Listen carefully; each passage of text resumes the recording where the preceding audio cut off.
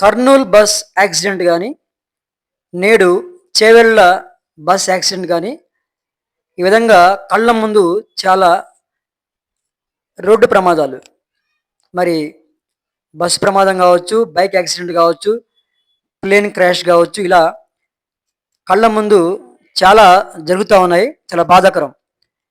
దేవుడు ఆ కుటుంబాలని ఆ బాధలోంచి తప్పించాలని మనం ప్రార్థన చేద్దాం. ముఖ్యంగా వాహనములు నమ్మదగినవి కావు, దేవుడు మాత్రమే నమ్మదగినవాడు. ఈరోజు ఇంటికి వెళ్ళిన మనిషి మరలా క్షేమకరంగా ఇంటికి వస్తలేదో గ్యారంటీ లేదు. ఎందుకంటే మన జీవితము ఎంతలో కనబడి ఎంతలో మాయమయ్యే ఆవిరి వంటిది మన జీవితం. కాబట్టి మనం ప్రార్థన చేసుకొని బయలుదేరితే దేవుడు తప్పకుండా క్షేమకరమైన ప్రయాణం దయచేస్తాడు.